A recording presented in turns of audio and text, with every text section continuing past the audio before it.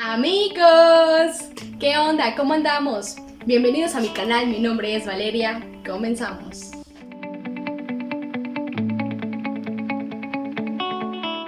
Como ven en el título del video, hoy tenemos un tema muy interesante y muy escalofriante. Hablaremos de adolescentes en conflicto con la ley o menores infractores y tenemos una invitadaza de lujo, señores, de lujo. Vamos a hablar previo a que se cometa el delito, cuando se comete el delito, cómo es la sanción, la penalización, cómo el adolescente lleva a cabo todo ese tratamiento y vamos a tener unas historias muy impactantes dentro del reclusorio, así que quédense hasta el final. Sin más rodeos, empecemos. Hola Laura, te agradezco tu participación, es un placer para mí tenerte aquí. Bienvenida a este espacio. Gracias, Valeria.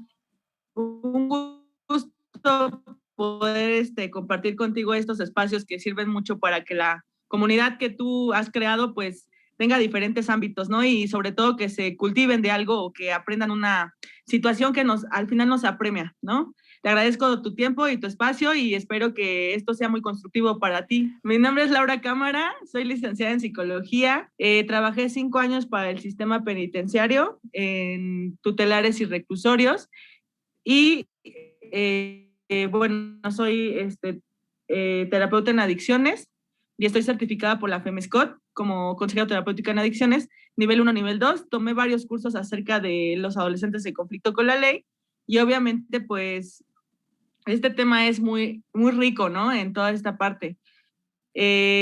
Actualmente me dedico a la capacitación de personal para diferentes áreas y he ejercido mi carrera desde que salí. La verdad es que el entorno de los reclusorios y tutelares se me dio desde que yo estaba en mi servicio social, porque fue muy curioso porque yo me postulé y luego me hablaron. Entonces, cuando yo hice mi servicio social, lo hice en la Procuraduría, que ahorita es la Fiscalía, ¿no?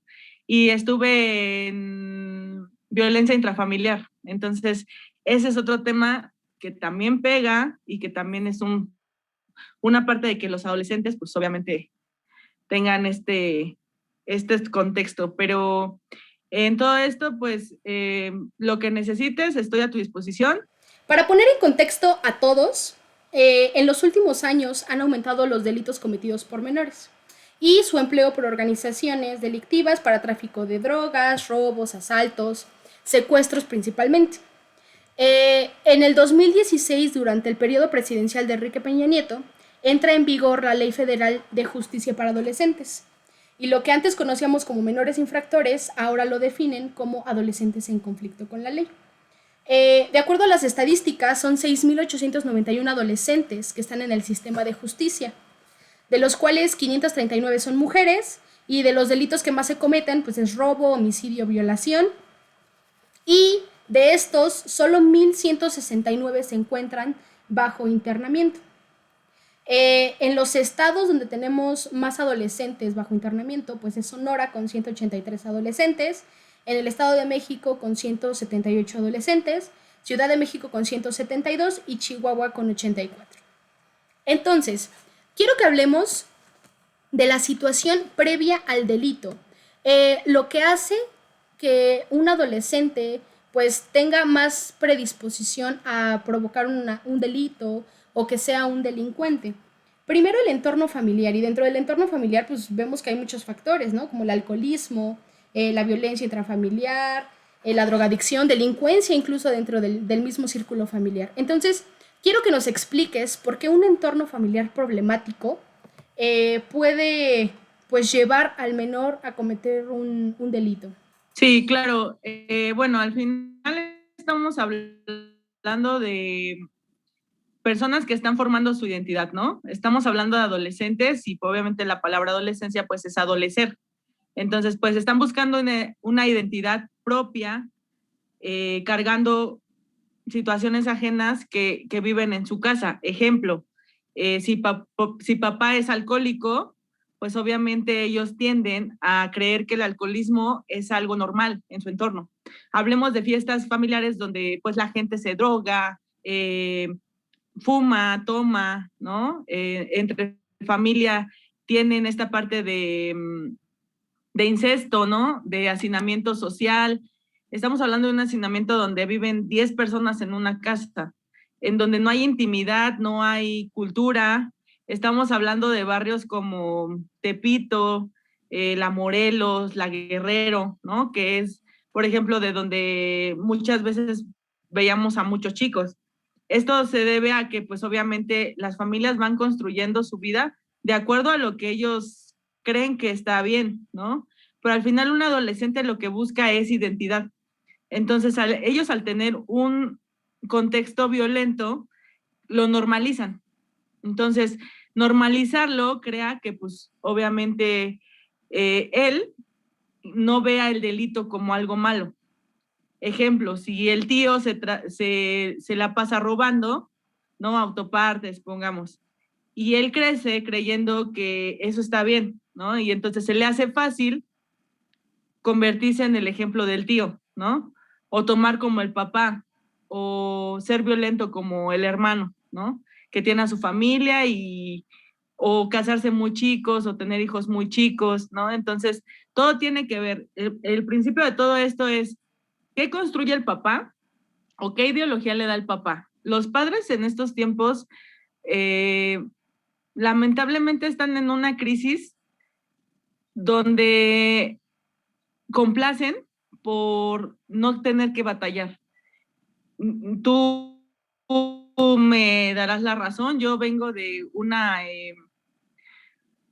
cultura de hace, bueno, yo tengo 31 años y yo me acuerdo que cuando yo le contestaba a mi mamá o cuando le contestaba a mi papá, pues era obviamente primero un regaño, ¿no? Y con la mirada tú bajabas así como la voz y no hacías berrinche y todo, ¿no? Entonces, en estos tiempos los papás no quieren batallar. Eso hace también que ahora los adolescentes todo lo pidan y que complazcan todo lo que el chico quiere. Si quiere un celular de 10,000 pesos, te lo compro. Si vas mal en la escuela, no importa, recursa, ¿no? Entonces, son chicos que no acaban una escuela, estamos hablando que su nivel de aprendizaje se merma desde la primaria muchos y en la secundaria otros. ¿Por qué? Porque pues obviamente vienen de padres comerciantes, hermanos en cárcel, porque esa también es una cultura de aprendizaje. Obviamente si tú ves a tu hermano saliendo y entrando de la cárcel, si ves a papá o mamá saliendo, entrando de la cárcel, pues a ti te hace normal estar en un sistema penitenciario, ¿no? O sea, estar en ese entorno porque para ti es normal ir a visitas, ¿no? Porque hay muchos chicos que han vivido, ¿no? El encierro con los papás. Entonces, esa parte también está súper cañona porque tú adolescente no sabes distinguir qué está bien, qué está mal, ¿no? Claro. Al final de cuentas, esto viene desde que somos seres biopsicosociales, ¿no? Estamos hablando de una cultura donde te creas con lo que papá y mamá te enseñan, con lo que tú ves creciendo y con lo que te formas en la vida. Si bien cuando eres adulto puedes tomar decisiones, cuando eres adolescente buscas en dónde refugiarte. Y estamos hablando de que más allá de un delito es todo lo que conlleva ese delito, porque lo normalizan y entonces normalizarlo crea eso. Por Claro. ahí va el contexto. Son padres violentos, misóginos, que tienen un entorno delictivo, robar, violar, matar, meterse a pandillas, ¿no? Que es muy común entre estos chicos por una identidad, ¿no? O sea, si en su casa sufre violencia todo el tiempo, se va a refugiar con sus amigos que igual son violentos, pero al final lo entienden, ¿no? Claro. Entonces, eso hace que el chico normalice conductas que no están bien, pero él no lo ve hasta que llega a un profesional de la salud, por ejemplo, en este caso yo, que trabajé con ellos directamente, y les creas conciencia.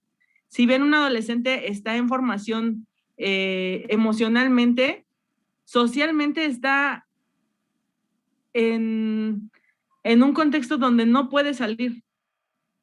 Y de verdad son familias que tú las ves y dices, ah, ok, ya sé de dónde viene esta parte, ¿no?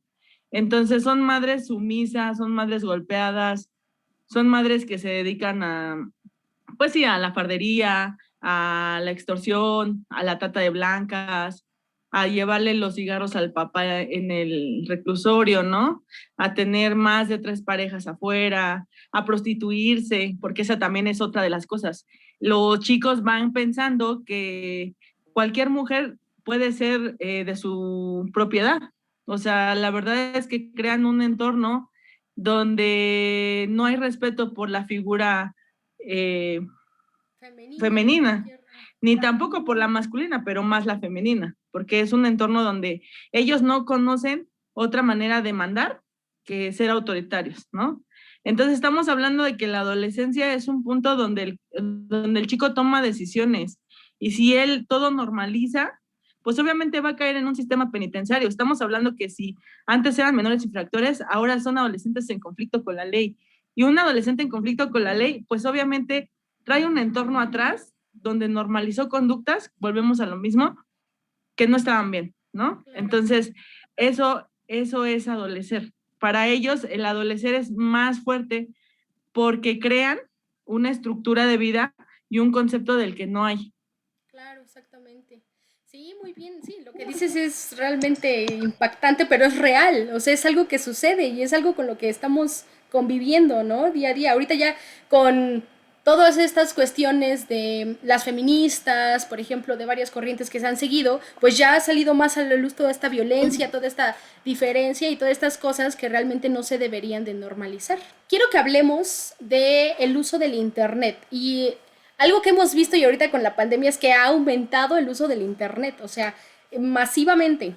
Por ejemplo, de acuerdo a las estadísticas del INEGI, de los adolescentes que están en la secundaria, el 71.4% usan el Internet, mientras que los jóvenes que están en la preparatoria, el 88.5% usan el Internet.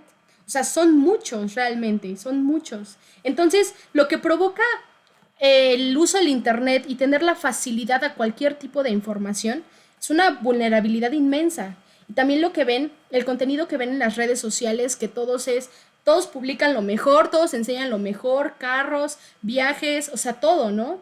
Entonces, desde mi punto de vista, eso podría provocar que el menor se sienta frustrado por no tener algo así y se le haga fácil cometer un delito, ¿no? ¿Qué es lo que Claro, piensas? sí, en efecto, como bien lo mencionas, el Internet es un arma buena y mala. Buena porque pues nos ayuda a conocer diferentes contextos, ¿no? Llamemos conocer el mundo a través de Google Maps, ¿no? Informarnos acerca de las noticias día a día, del clima en general. Pero también tenemos la otra parte que afecta a este adolescente, como bien lo mencionas, que es todo lo que no puede tener y lo que quiere y lo que desea. Porque el no tenerlo es la frustración de crearse una expectativa que no ha pasado, pero que ellos lo hacen posible pasar. Ejemplo, yo veo unos tenis de 10,000 pesos y porque los usa mi artista favorito de reggaetón, yo digo, los puedo tener. ¿Qué tengo que hacer? Va con mamá y papá y le dice el papá, pues trabaja, hijo, ¿no? No tengo para comprarte esos tenis. ¿Qué hace el chico? Bueno, los voy a conseguir de otra manera. Ejemplo, tengamos un tío que se dedica a robar. Tío, quiero los tenis de mi artista favorito, ¿no? Y el tío se los consigue, el chavo empieza a crearse una expectativa de que todo es fácil y de que nada cuesta. Es lo que te decía hace rato. Estas generaciones que vienen, no por nada se les llama generaciones de cristal, ¿no? O sea, son generaciones que no aguantan el impacto o lo que conlleva la vida social, la vida laboral. Estamos hablando de que no vas a llegar a un trabajo y vas a ganar 80,000 pesos al mes, ¿no? O 50,000 pesos. Estamos hablando que hay gente profesionista que está en un Uber, que está de taxistas, que está en otra área que no es su campo, ¿no? Que se dedica a la administración y a lo mejor es abogado, ¿no? Ejemplo. O mucha gente que vemos en la calle o en diferentes puestos o locales, no, pues es que no hay trabajo. Siempre va a haber trabajo, pero la gente no genera expectativas hacia ese trabajo. Y con los chicos pasa lo mismo, porque no acaban una carrera sabiendo que van a ganar más en el puesto del papá del tianguis, ejemplo, ¿no? Entonces, les van creando una expectativa de que todo es fácil, nada cuesta, y como nada les cuesta, ellos lo consiguen de la manera que ellos quieren. Hablábamos hace rato de una pandilla, por ejemplo, un grupo social conformado por chicos, ¿no? Que a lo mejor se dedican a fardear en el supermercado, ¿no?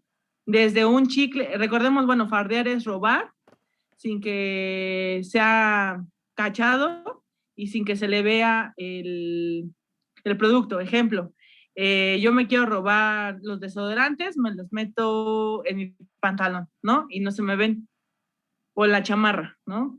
Entonces, ¿cuántos casos no vemos en el internet, hablando de este tema, sí, donde los cachan y no hay una medida sancionada atrás, ¿no? O sea, no hay algo que diga, güey, lo agarraron y lo metieron a la cárcel. O sea, los chicos reinciden en conductas que se les hace fácil por el internet. Estamos hablando de que pueden ver cómo violan y matan a alguien. Estamos hablando de que pueden conseguir un arma blanca, llámese navaja, cuchillo, tijeras, máquina de toques, que se ha visto mucho que jugar con la máquina de toques los ha hecho fallecer en diferentes ámbitos. Y los chicos se les hace fácil, ¿no? Ponerse en riesgo en puentes peatonales, cruzarse el semáforo en verde, ¿no? Poner en riesgo su vida sin la necesidad, pero estamos hablando de que estamos inmersos en 20,000 redes sociales, no estamos hablando de un Facebook, Instagram, LinkedIn, Twitter, TikTok, ¿no? Y más páginas, Tinder, ¿no? Que es para conseguir una cita, por ejemplo. Cuando ya la interacción humana no da más allá por esta pandemia de pues le doy match, ¿no? Lo conozco después. Pero tú no sabes si esa persona es secuestrador, si es violador, si vas a volver a ver a tu familia, ¿no? Hubo un experimento social en España donde a las chicas las hacían meterse a un chat y en ese chat había puro violador y metían a todos los violadores ya vestidos del reclusorio, los metían a un cuarto y ellos estaban contestando los mensajes, ¿no? Y era de, qué hermosa te ves, qué bonita te ves, me encantaría conocerte, ¿cuándo nos podemos ver? Y ellas tenían que identificar quién creían que era el chavo que les había hablado. Obviamente todos tenían caretas, no se les veía cara de señores ni nada. Pero así como ese experimento social que causó impacto, llegan grupos sociales como las feministas que creo que es un buen grupo, sin embargo la violencia que ejercen está de más. Obviamente estamos hablando de que somos mujeres, sí, necesitamos alzar la voz para los feminicidios, sí, claro, por supuesto. Necesitamos alzar la voz para hacer una red de género, claro, pero no lo vamos a conseguir violentamente, porque la violencia genera más violencia y obviamente las partes sociales, volvemos a lo mismo, llámese partidos políticos, presidencia, y todo lo que conlleva atrás un movimiento, pues obviamente lo dejan de lado como la parte por la que se lucha y se enfocan en lo que a ellos les conviene. Claro. Ejemplo, si las feministas están rayando Bellas Artes, les pongo un muro, ¿no? Entonces, sí hay causas que valen la pena. Yo no digo que lo de las feministas no, porque sí lo vale, ¿no? Y tú lo ves como mujer. Es más vulnerable una mujer salir a la calle a las 6 de la mañana y que le pase algo a un hombre. Está claro. Pero ¿cuántos reportajes no vemos? ¿Cuántas películas no vemos donde se ve a diario que las mujeres ya no regresan? Y no regresan porque no tenemos una cultura de poder respetar la figura, con lo que te comentaba hace rato, ¿no? De ver a la mamá que la puede hacer como quiere el papá, ¿no? De que las hermanas, pues, igual, ¿no? Se embarazan y para eso sirven y etc., ¿no? Entonces, creamos un machismo desde chicos, porque, no sé, yo, por ejemplo, tengo hermano, ¿no? Y mi hermano es muy respetable con las mujeres, pero es una cultura que se le ha dado, ¿no? De somos iguales, tienes hermanas, nunca te pases de lanza con una mujer. Y él lo entiende, pero estamos hablando de alguien que tiene una cultura de aprendizaje. Pero imaginemos el contexto de los adolescentes donde ellos ven normal que el papá le pega a la mamá, que el primo se meta con la tía, que las mujeres sirven solamente para lavar, planchar, hacer de comer y satisfacer al hombre, ¿no? Que desde chicos las mamás dicen, no, hijo, tú no hagas nada, ¿no? Yo lo hago por ti, ¿no? Entonces, esta parte está pésima porque no creas una independencia hacia lo que tienes que hacer y no creas un criterio, que eso también es un punto clave. El Internet sirve para personas que tienen criterio. ¿Esto qué quiere decir? Tú eres tan libre como ver pornografía o ver TikTok, ¿no? Pero tú decides qué te cultiva, qué te sirve y con qué te quedas. Claro. Entonces, eso creo que está mal enfocado, porque los adolescentes de ahora pueden contactar a una persona desde en Hawái, ¿no? Y entonces no saber si la persona los va a estafar, si está atrás una trata de blancas, ¿no? Digo, no todo es malo, ¿no? Porque hay mucha gente que se casa con gente de otros países, que conoce otra vida, que se va de intercambio, ¿no? Pero es uno de 100, Sí, de muchos. ¿no?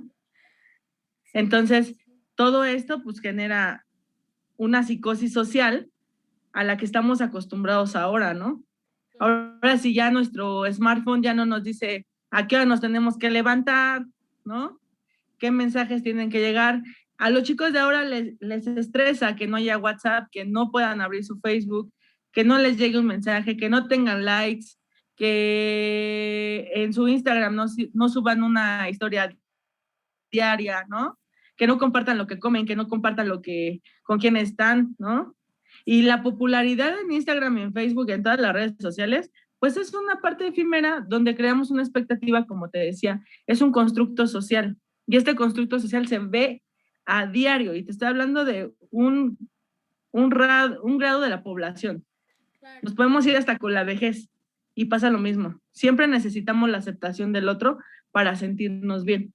Todos estos factores que hablamos pues, son los que aumentan la probabilidad de que un menor cometa un delito. Ahora, pasemos a la parte donde ya se comete el delito, entra un proceso legal. Y aquí quiero comentar que internacionalmente tenemos dos instrumentos que obviamente defienden y hacen que el adolescente cumpla con las obligaciones, ¿no? Tenemos la Convención de los Derechos del Niño y las reglas mínimas de las Naciones Unidas para la Administración de la Justicia de Menores, que se conocen como las reglas de Beijing, donde reconoce a niños que son menores de 12 años y a adolescentes que están entre 12 y 18 años. Eso es de manera internacional. Aquí en México, como les comenté al inicio, está la Ley Federal de Justicia para los Adolescentes, que entró en vigor en el 2016 durante el periodo presidencial de Enrique Peña Nieto, y este va a dividir a los menores en 3 grupos etarios.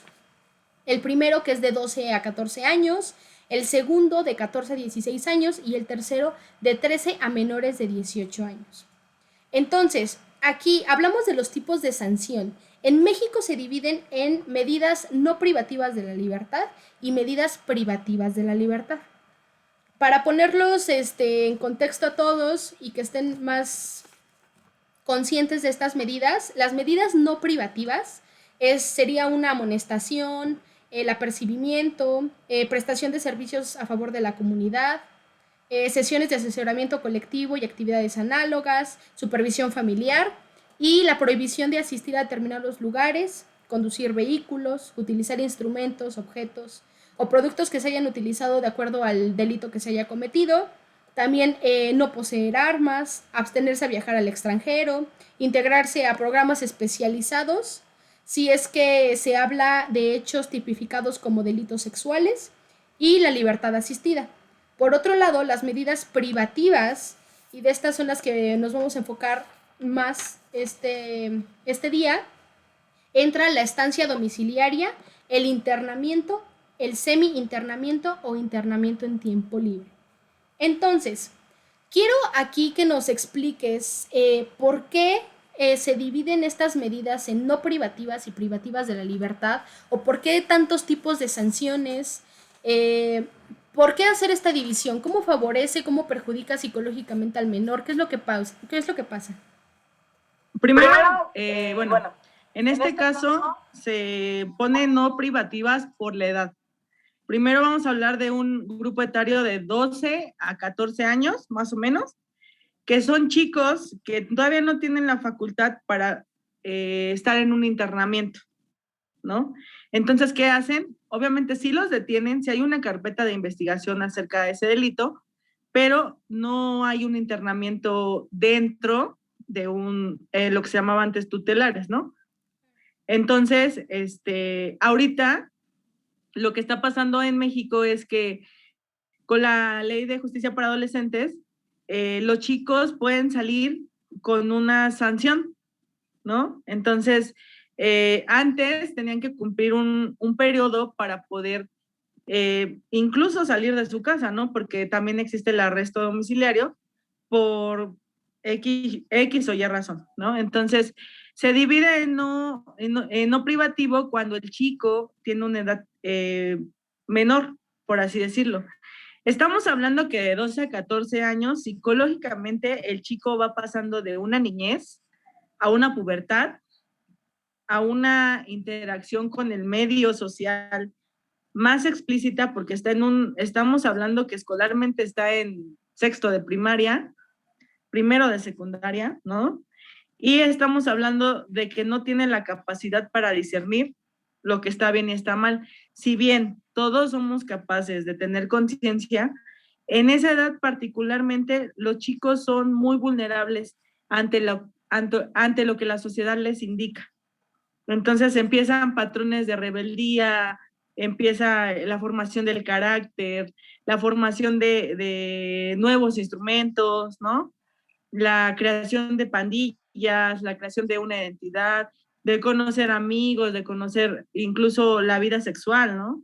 Estamos hablando de que los chicos de esa edad se están construyendo de todo lo que ven, de todo lo que oyen, de todo lo que hubo, de todo lo que ya hicieron, ¿no? Tiene que ver mucho su contexto social, su contexto familiar, su contexto escolar, si hay, ¿no? Cómo es que el chico hace tarea, a lo mejor pongamos las dos partes, ¿no? Un chico de casa, ¿no? Que al llegar de la escuela puede ver la tele, ¿no? Y hay otros chicos que en esa misma escuela tienen que irse al puesto a vender con el papá, con la mamá, ¿no? Y hacen tarea ahí y tú los ves crecer con esa idea de, pues, ¿para qué estudio, no? Puedo tener esto.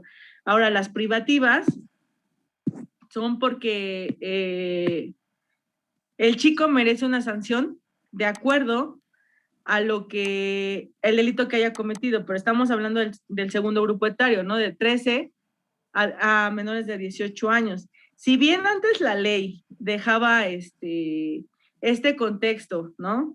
Abierto a que después de los 18 los pasaban al reclusorio, falso, ¿no? El adolescente cumple toda su condena dentro de esta instancia que está diseñada justo para que el adolescente se reinserte a la sociedad. Porque dentro de la inserción social, es que una cosa es inserción y otra es reinserción. La reinserción es donde el chico tiene que aprender a hacer algo en la vida para poder salir a insertarse a la sociedad, ¿no? Inserción social se le da cuando lo vuelven parte de esa consecuencia que tuvo por el delito, ¿no? Entonces, estas dos partes crean un contexto donde dices, bueno, ¿cuántos chicos por no irse a un reclusorio meten actas de nacimiento de sus hermanos más chicos, mismos apellidos, parecidos físicamente? Meto el acta, soy menor, llévame a un tutelar en vez de a un reclusorio, ¿no? Entonces, esa es una parte mínima y es la línea tan delgada que la gente no sabe, ¿no? O sea, hay gente que dice, no, pero es que ya a los 12 ya puede decidir. Sí, pero psicológicamente no, porque no sabe, o sea, si tan solo a los chicos les causa temor transicionar de corporalmente, ¿no? Porque les cambia la voz a los varones, a las chicas les empiezan a crecer los senos, ¿no? A tener vello púbico, etc. Fisiológicamente están cambiando. Ahora imagínate emocionalmente, donde no encuentran a ese niño con el que crecieron 12 años, ¿no? Y ahora encuentran a alguien que le está saliendo vello en pecho, ¿no? Que le empiezan a gustar las mujeres o los hombres, ¿no? Pero que crea esa parte social. A lo que voy con esto es, ¿qué tan privativo o no privativo es? Es bastante bueno que no a todos los metan a un internamiento porque obviamente no se tiene la capacidad psicológica. Si bien esta ley está muy bien establecida para eso, tiene que ver mucho la edad. La edad no privativa es de los 12 a los 14 años, pero te estoy hablando de chicos que realmente no saben en qué contexto llegan a un ministerio público pensando que no va a pasar nada, ¿no? Pero las generaciones de ahora, o cuando yo estaba hace 5 años, eran chicos que tú los veías orinarse al entrar esposado a un ministerio público, porque ellos decían, ¿ya? Suscríbanse para ver más contenido como este. No olviden seguirme en Instagram porque ahí les dejo el tema previo a YouTube y pueden dejar sus dudas y las resolveremos.